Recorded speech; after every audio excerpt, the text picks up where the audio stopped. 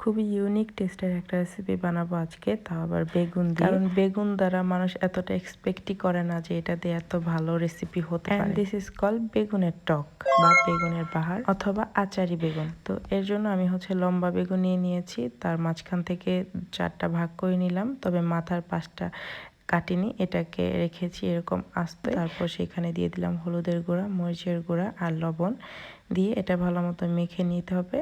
তারপর আমি এটার মধ্যে সরিষার তেল দিয়ে দিয়েছি। এটাকে একদম লো আঁচে একদম ঢেকে ঢেকে সব পাশ উল্টে পাল্টিয়ে এটাকে ভেজে নিতে হবে।